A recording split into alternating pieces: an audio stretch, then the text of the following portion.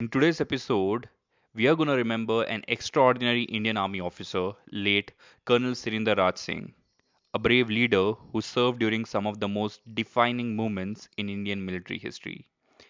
He commanded the celebrated Five Guards, helped build peace in insurgency hit Nagaland, and was part of the historic 1971 Bangladesh Liberation War. A man of honor, dignity, and deep compassion. He ultimately laid down his life during the UN peacekeeping mission in Cambodia in 1993.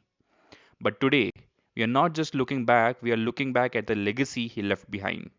Joining us today is his son Ashwinder R Singh, a business leader someone who continues to carry forward his father's value of courage, clarity, and character into everything that he does. So thanks a lot, sir, for coming here and giving your time for sharing your experiences with us. Thank you, Akash. Thank you. I think this is a very uh, important moment in my life because this podcast is being done more because of the reason why I exist rather than just the accomplishments that we've had in the corporate world in my professional life. And I think you're doing a wonderful job by covering the heart, I feel, of this country, because of which we are free, which is the Indian Armed Forces. Yeah. So, sir, if you could, start telling us about how your life was in the beginning when you moved around with your dad and in the barracks. How was your life then in the childhood? If you could briefly tell us about that. Actually, though I moved around a lot with my father, but uh,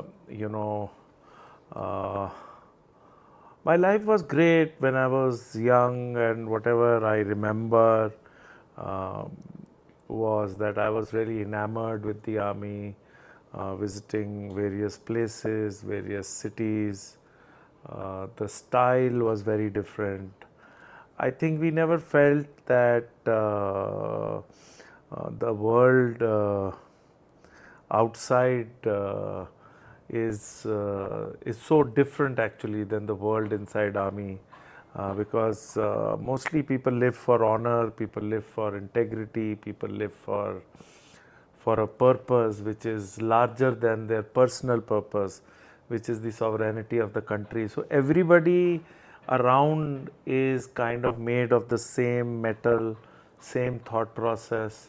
And that's why when you grow up in an environment like this, you are bound to be definitely different than the rest of the country, because your motivation, your driving force, the values with which you are brought up are very different, and commercial or material success is not given as much importance as the overall success. So you kind of are brought up in a very well balanced manner, where how you respect elders, how you carry yourself, what time you eat, what time you sleep, what time you study, the friends that you have. You have a friend from Bihar, you have a friend from Bangalore, you have a friend from Mumbai. So it's national integration all through, and you respect diversity. And that's why you are not brought up with bias. So it's a very different way, and that's how, I remember my childhood. Got it, sir. So if you could also speak about, what you have learned from your dad about the 1971 war, any experiences that he shared with you, which you would like to share with the audience as well. Well, there are a lot of experiences that he shared with me. He played a very critical role in the 1971 war, a very legendary role, I must say. One of the pictures that comes every year, mostly in times of India, is when he is supervising the surrender of arms, and the chief of the Pakistani army, General Niazi, is putting down the arms along with his officers. He's the only Indian Army officer in that frame. So, 1971 war was not easy. They had lot of challenges. And I remember one of the stories in which they were staying in a warehouse, and that warehouse was a Cadbury warehouse. Okay. So it was full of chocolates and Coca-Cola, and that was their only food. So, that is some of the interesting things that I remember he used to tell me. And if somebody was really hungry, all the other food would go to other barracks and other command centers, because they would say this particular platoon is in a warehouse where there are a lot of chocolates. But it was a very tough period, and the Indian Army did a great job. He also, one of his officers got ambushed, and then they worked very hard. His name was General Clare, and how they kind of got him back. And he was in Dogras at that point in time. He got commanded in Dogras, and then he moved to the Guards. Okay. So, how they went back, how they created a strategy, how they got him back. And there were many other such instances which he used to share with us, and how grit, determination, fearlessness, all of these things, actually became a part of their life, because you join the army for getting into a war finally, and when the war comes, that is when your real test begins. So it was a multiple thing, the kind of leaders they had in the Indian Army at that point in time, selfless leadership which was there, was something that he used to keep on telling, how the generals and how his seniors would motivate them and tell them, that each and every effort of theirs is being appreciated. So there were a lot of discussions around Got it. that. So, sir, if you could also speak about, in 1993 when you lost your dad, when he was in the UN operation in Cambodia, how did that impact you? And from there on, how did your life, change or evolve from that point in time? See, one of the things I also want to cover before that is the 1971 war. In December 1971, it was a major turning point in the South Asian, East Asia history. The surrender was the biggest surrender ever that has happened of an armed forces, with 93,000 soldiers doing a surrender. And imagine that he was, in a way, leading that surrender when the chief of the army staff of Pakistan put down his arms along with his officers. So that feeling that he experienced was something that is once in a lifetime, and not many people would be, I don't know whether to use the word lucky or not, but would have the honor to do that, because it was a world history moment.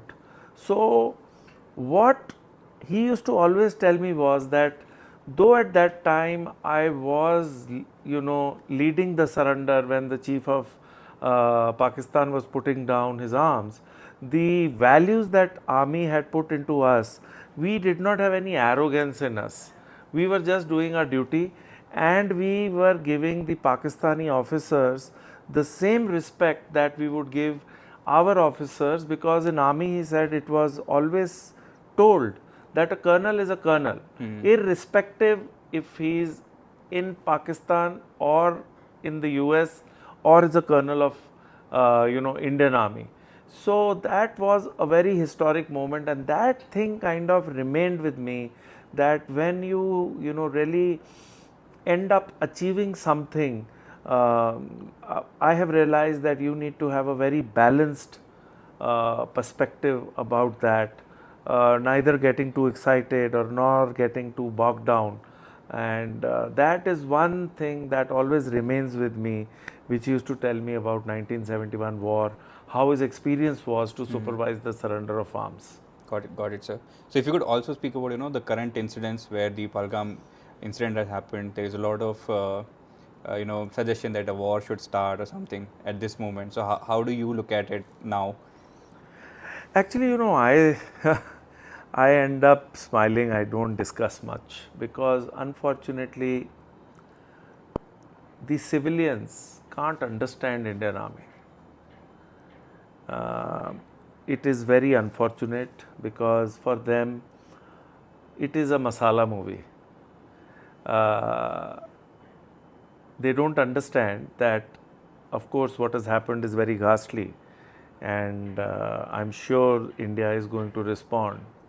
But when the war happens, I don't know whether it will be a strategic action or it will be a full blown war, or I am also very sure that when the incident happens, like you and I were discussing, the Indian government might tell it after 30 days that something has happened. But they don't realize that, look at the families of the people who are in the Indian Army, what they must be going through, especially for those officers and jawans who are going to go into the war, which is fine, that's their job.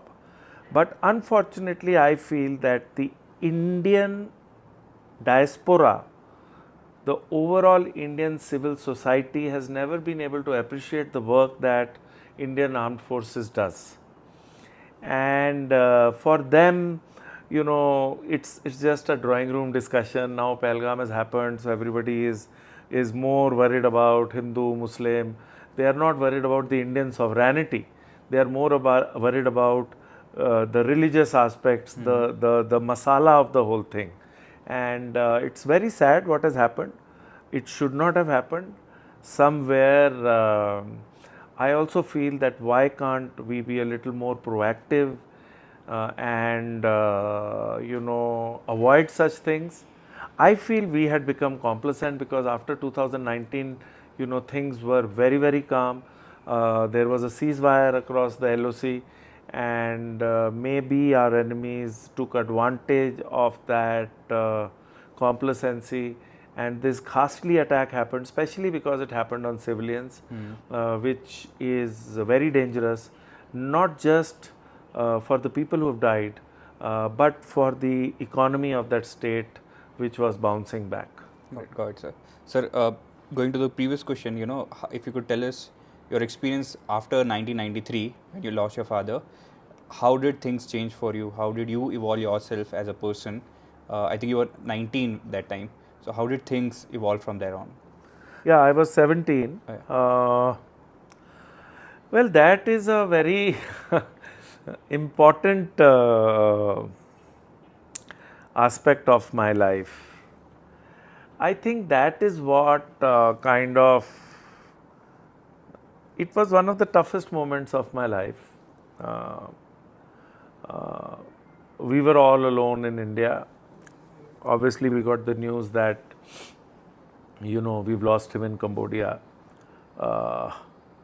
And my elder brother was in the US, my mother was with me. It was crazy because we were a typical middle class family. I still remember at that point in time, the total amount of, money that my mother had was around 25,000 rupees. And we lost the most important person of our life. That also, serving the country. He always wanted to go like this. But the more I look back, I feel that, my father has always remained with me. And he has given me, it was a very defining moment in our life. It was a very defining moment in my life. And I think that if he wouldn't have died at that point in time when I was so young, I don't think I would have achieved what I have achieved today. Because hota kya hai कि when there is something sudden or catastrophic that happens in your life, you either ship out or you shape up. And I did not have a choice. I was a very careless child. I was a very happy-go-lucky person. I never worried too much in my life. And I think everything changed after that. It was not easy. It was very tough because 17 is a very impressionable age. When you lose a parent when you are 8 years, 10 years, you still come out of it because one of the parent is there, and your attachment is still growing. You come out of it. But when you're in the age group of, I think, 17 to 25 and are not that settled, and when you lose a parent, uh, the impact on you is very different, because that is the time you start engaging more with your father, whether it is your career, what should you do, and at the back of the mind you always have that पापा हैं, उनसे बात करूँगा या करूँगी, और I will understand, और कुछ नहीं तो he will find a way, and that's how I was. So a very tough moment. I was very close to him. I was quite pampered by him. My mother was very strict.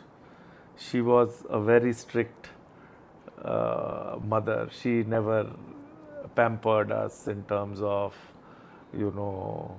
like regularly how mothers pamper. My mother was very graceful, very straight, and but because I was the younger one, I was quite pampered. So it was a very tough moment. I felt that the world has come to an end. I don't know what is it that I am going to do. But here I am. But I feel the more I think about it, I think he's always been with me. I take inspiration from him all the time. His demeanor, his style, his honor, his integrity, his honesty, his focus on purpose, his focus on being strong mentally, and taking care of your family rather than you yourself becoming negative. And because as a man your family looks up to you, if you become negative, what kind of leadership are you showing at home? Because you first need to be a leader at home, and then you can be a leader outside. So there are a lot of things, and I can go on and on and on. But yeah, it was a watershed moment in my life. But I feel if that thing would not have happened, if my father would not have died so early, I don't think I would have become what I have become. I am now emotionally a far more stronger person than I was at that point in time. Got it. So sir, during that time, had you ever thought, आपने कभी सोचा था कि I also wanted to join the force? Has that thought ever hit you that back then? यार आकाश, मैंने अपनी life कभी plan की नहीं. मैंने कभी भी अपनी लाइफ नहीं प्लान की. 17 साल तक तो कभी भी नहीं की थी मैंने अपनी लाइफ प्लान.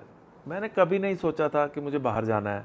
मुझे कोई एम्बिशन नहीं होता था. मेरा भाई बाहर था, उसने मुझे बाहर से सारे कॉलेजेस के प्रोस्पेक्टस भेजे. मैंने आज तक एक भी प्रोस्पेक्टस नहीं खोल के उठाया था. एक दो बारी मैंने सोचा होगा आर्मी में चले जाते हैं, फिर मैंने बोला चलो देखेंगे. बट ऐसा कुछ नहीं था मेरे दिमाग में कि मुझे आर्मी में जाना ही जाना है. बिकॉज कभी मैंने प्लान की नहीं थे अपनी करियर. ये तो सारी चीज़ें जब मेरे फादर की डेथ हुई और मैंने कहा यार ये तो गड़बड़ हो गई, अब कुछ करना पड़ेगा. एंड मैंने एक दो एंट्रेंस एग्ज़ाम दिए. पहला एंट्रेंस एग्ज़ाम जो क्लियर किया उसकी इंटरव्यू आई. पहली इंटरव्यू दी, वो क्लियर करी और मैं MBA में चला गया. मैंने किसी और ना कोई एंट्रेंस एग्ज़ाम दिया, ना मैंने कोई और इंटरव्यू दी, और मैं सीधे वहाँ चला गया. उसके बाद 2 साल के बाद मैं पहली इंटरव्यू में जिसमें मैं बैठा नौकरी के लिए, उसी में मुझे नौकरी मिल गई और मैंने वहाँ नौकरी करनी शुरू कर दी. And the first job that I had was something that I really hated. I will not say where I got it, but I was there only for 1 or 2 months because मैंने एक और इंटरव्यू दी हुई थी Tata finance में. फिर उसकी मुझे letter आ गई that I have cleared. So I moved to Tata Finance and I got into car financing. So that has been my life. I never planned at all. Got it. तो sir अगर आप ये भी बता सकते हैं, I was seeing some of your posts where you mentioned you don't think success is only about achievements but also the values that with which you grow. So any kind of leadership styles or lessons that you have learned from your father which have eventually helped you, if you could narrate some incidents around that. देखो, सबसे बड़ी चीज़ I have learn from my father is success is a mindset. क्योंकि आपके पास suppose 10 crore रुपया भी है, आप तब भी बहुत ज़्यादा दुखी रह सकते हो, और अगर आपके पास 1 करोड़ रुपया भी है, आप बहुत खुश रह सकते हो, बिकॉज वो आपका माइंडसेट है। और सक्सेस जो है ना, वो बैलेंस में ही मज़ा आता है। You need material success, you need emotional success, you need spiritual success, you need family success. और जहाँ पर भी बैलेंस खराब हो जाता है, वहाँ पर मेरे हिसाब से सक्सेस की जो डेफिनेशन है, मेरे लिए वो डिस्टॉर्ट हो जाती है। तो मैंने अपने फादर से ये सीखा था कि यार जो भी आपके पास है, अगर वो बैलेंस के अंदर है, अगर आपको बाहर खाना खाने जाना है और आपकी जेब में उतने पैसे हैं कि आप बाहर खाना खाने जा सकते हैं, तो आप सक्सेसफुल हैं। अगर आप दिवाली पे अपनी फैमिली के साथ हैं और दिवाली मना रहे हैं, तो आप सक्सेसफुल हैं। अगर आपकी हेल्थ अच्छी है और आप कहीं बाहर घूमने जाना चाहते हो और आप जा सकते हो, तो आप सक्सेसफुल हो। अगर आप कम्युनिटी की सेवा नहीं कर पा रहे हो, तो आप सक्सेसफुल नहीं हो। अगर आप का कोई लाइफ में पर्पस ही नहीं है, अगर आपका पर्पस ही सिर्फ ये है कि मुझे पैसे कमाने हैं, तो आपसे बड़ा फेलियर ही कोई नहीं है, बिकॉज आप उस पैसे का क्या करोगे? See, because one of the things is that in life, what my father taught me is that you need to be a go-giver, not a go-getter. That is why Indian Army gives. And what do they give? They give us the most important thing, which is our freedom.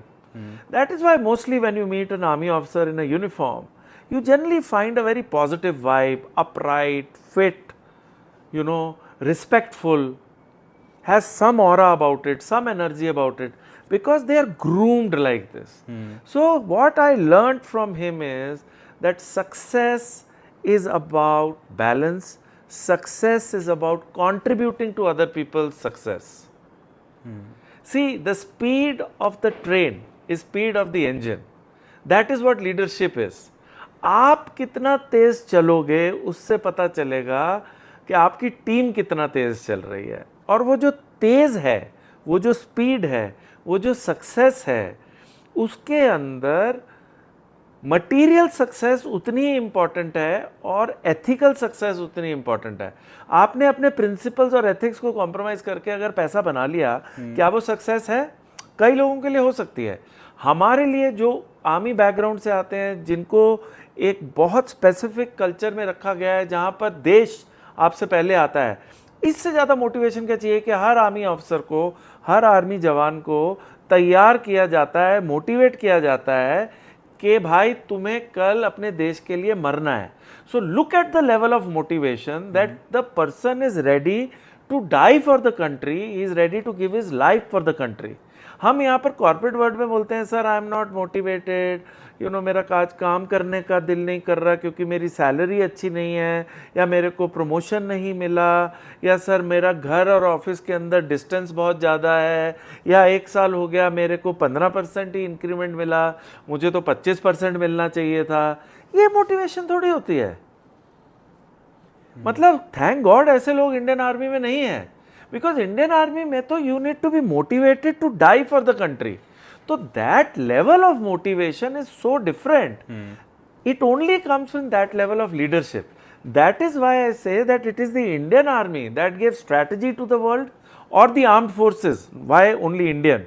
It is the army or the armed forces that give strategy to the world. It is the armed forces that give motivation to the world that there is something much bigger in life for which you need to be ready to sacrifice. It just cannot be your personal aspiration, your personal gains, your personal success. Yes, that is important, but that is one part of it. Got it, sir. So I've spoken to a few people from the army who have transitioned into corporate world, and a lot of things that they learn in the army in terms of principles, in terms of leadership lessons that they have learned, it eventually seeps on to the corporate world. So according to you, if there are any military lessons which you have learned from your experience in the barracks and from your dad, which you have probably used or seen happening in the corporate, if you could describe those aspects. See, the first lesson is that journey of 1,000 miles starts with one step. You have to begin somewhere, and then you do not stop till the time the work gets finished. For that, the second lesson, which is not going to be a surprise to anybody, is discipline. That you have to be disciplined, and discipline is nothing. Discipline is all about getting up and doing your job in the right way, in the right process, following a structured approach. That is the second thing you learn from the Indian Army. The third thing you learn from Indian Army is about leadership, putting others before you. Because when you put your team before you, it is your team who delivers for you, and then your team gives much more than what you expect. So it is about how you lead your team, how you motivate your team. And motivating your team is not about talking sweet.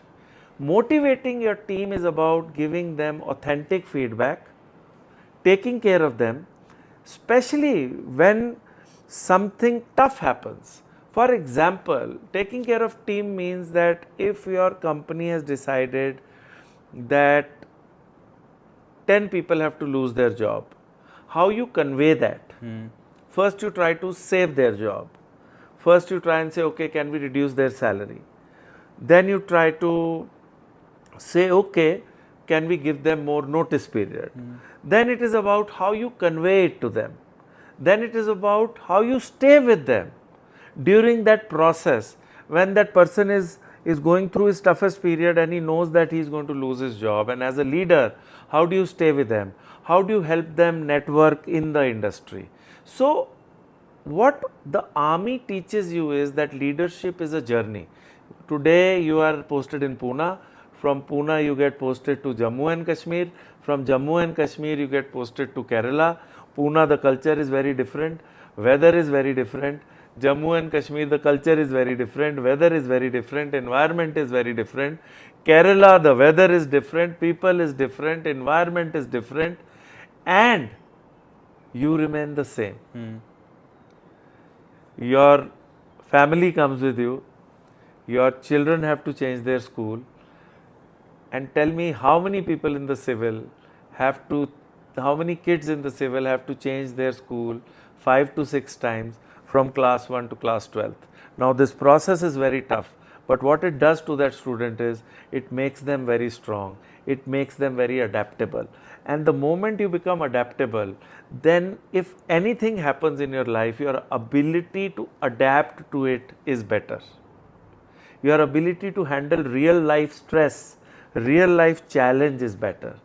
And what is leadership? Leadership is about handling real life stress, challenge, situation, emergency in a manner that you stay calm, you do not get fluttered, you are able to take decisions when things are getting very tough, and that is when your team says that, boss, you know, this was such a tough environment, but my leader has really taken care of the situation very well.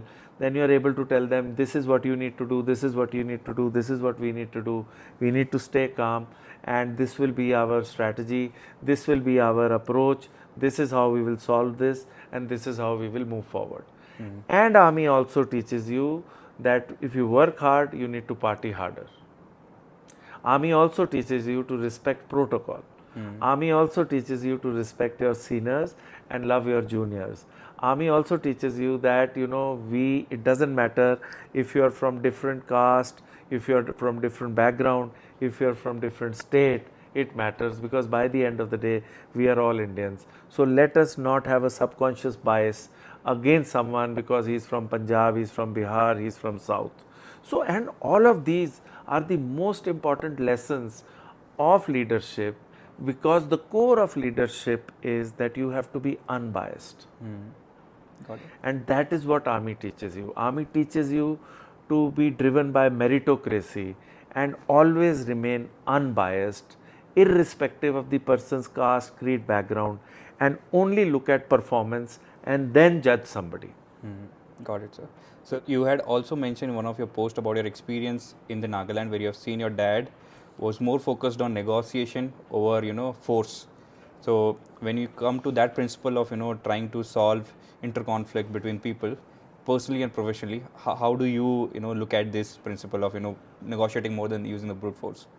Actually, yes, you know, my father, you know, told me a lot about Nagaland. He spent a lot of time in the northeast. See, you cannot solve anything with force, because The moment you use force and you see some resolution, it is only temporary. Because the person with which you are using force at that point in time has decided that your force is bigger than his force, and therefore he or she has agreed to what you are saying. So they agree, they go back, but they have so much animosity inside, then they prepare, they come back, and they again come and fight with you. The only way to solve conflict is by listening more. Because most of the time, the problem is that the other person just wants you to listen. They just want you to hear them out. And 99% problem gets resolved the moment you have heard them. When they speak, and if you are genuinely concerned, you can always come out with a win-win. Another way of handling conflict is that it is not necessary that the answer has to be given immediately. You can always buy time, because the biggest tool of resolving a problem is patience. It is not intelligence. Because when you give time, there are multiple ideas that come to you. You can take multiple suggestions. You can talk to a lot of advisors, and that is what diplomacy is also all about. So, if you understand that your biggest tool of resolving conflict is number one, listening, number two, patience, and number three, you should always be graceful. Got it. Like in the army, they say if you have a prisoner of war, and if you have a colonel as a prisoner of war, the colonel has to be treated the way a colonel would have been treated in India. If you have a Jawan as a prisoner of war, the Jawan will be treated the way a Jawan is treated in India by our own, like we would treat our own Jawan. And that principle is about grace. So, if you have to handle conflict without force, you should listen, you should buy time, you should be patient, and you should execute your decisions with lot of grace.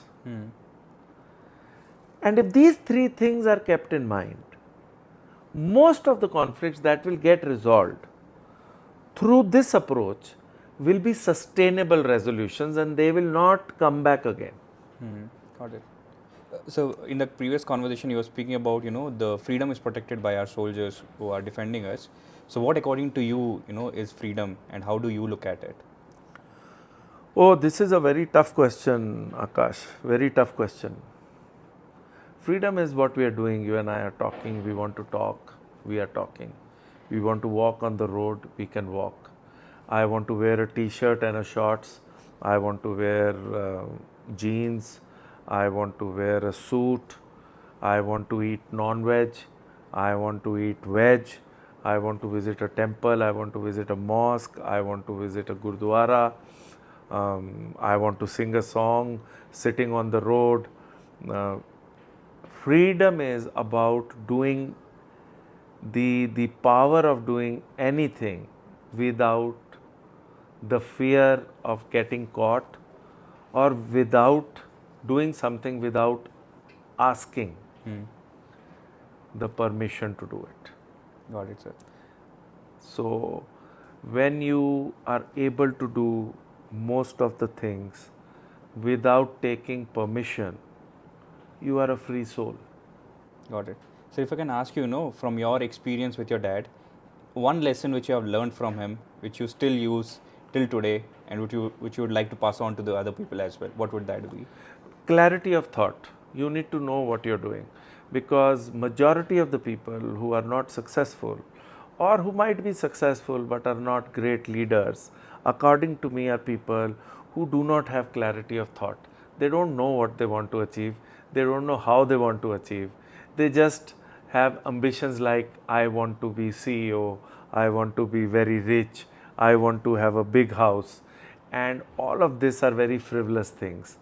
Clarity of thought as to what you want, why you want, what is the purpose of your life, why are you doing what you're doing, is something that I've learned from my father, that you need to be very clear in your mind about what is it that you want and why do you want it. Got it. So if you could also tell us, when you were interacting with your dad, what kind of father was he? Was he very strict with you? Any memorable incidents which you have, which you still cherish? What would that be? No, he was very wonderful. It's been 32 years since we lost him. It's a lot of time. But I remember him almost every day. The best compliment I've ever got from my family, from my friends, is that, Ashwinder, you have kept your father alive for all these 32 years. Like you found out about him. Otherwise, if you look at it, it is 32 years that he's gone. I think one of the memory that I remember is whenever I used to sit on his lap. I remember his hands were very big. He was very well built, 6 feet 1 inches. And when I would sit in his lap and he would hug me, I really remember. I was very fond of him. Other memory that I remember is my father was very fond of chocolates.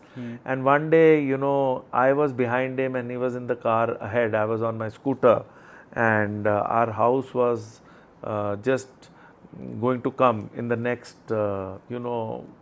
few seconds. Okay. But he crossed the house. So I followed him. And then he took one round of the house. I followed him. I said, what is he doing?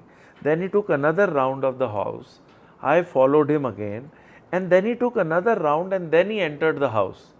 So I also entered the house. I parked my bike and I said, what were you doing? He says, I was having a chocolate and I was finishing my chocolate before I, enter the house. So he was very fond of chocolates, and that is one memory that is etched in my life, and many times I remember that. Got it, sir. So my audience mostly are defense aspirants and people who are enthusiastic about military. If you can share any advice for them about how life in the army looks like, and if you really want to join, what would be your message to them? My message to them would be that Indian Army has really improved a lot. It is very advanced. Our trainings have become very advanced. The army is really taking care of its jawans, of its officers very well now. The exposure that you get in the army is very complete, very holistic. There is a lot to learn for them. There is a very good career for them to make. Even the salaries have increased, your standard of living has increased, you will get to see the entire country from a very different lens, and you will wear that proud badge of honor that you are representing the Indian Army, which is the guardian of our country. Definitely a profession that one should look at keenly if you are really fond of being in the Indian Army. The kind of honor, the respect, the discipline, the learnings that you will get to become a complete human being will be great. The kind of exposure your family will get, as I was saying, will be great. Your children will come up definitely far, far more confident than any of the others who are working in the civil society, because they will be studying with all kinds of people from all walks of life. Their ability to adapt, their ability to learn, their ability to be mentally strong will be very different. That is why if you look around, most of the successful people, whether celebrities or in the corporate world, are kids of armed forces employees. The values, the principles that you will learn, which will get imbibed in them, will definitely become their competitive edge. And it is definitely a career you should look at. and don't take it lightly. To get in the Indian Army is also not that easy, and if you want to get into the Indian Army, start preparing now, and it is a great career and a great adventure that is awaiting all of you. Yeah, thanks a lot, sir. But before I end, I just have one last question, because you've been very successful in the corporate. If you could give us, one advice to the youngsters who are just joining the corporate, what would that be? My advice to them would be, do not get over ambitious. My advice to them would be, always focus on inputs, do not focus on outputs. Focus on what is in your control and keep on working at it, and do not get distracted by what others are doing. Always keep on improving your skill sets. The world is changing very fast, like AI has come, the way. Should I repeat again? Last line, that should be fine. Yeah. Yeah. So always keep on upskilling and focus on your inputs, focus on a process, focus on a structured approach, make mentors, take guidance from them, and there is so much of opportunity that you will definitely do well. Thanks a lot, sir. I hope a lot of people who will be watching this podcast will learn a lot of things. They will get to know the experience of your dad during the 71 war and the various experiences he had, and will get motivated further to join the forces. So thanks a lot, sir, for your time. Thank you. Again. Thank you, Thank Akash. you.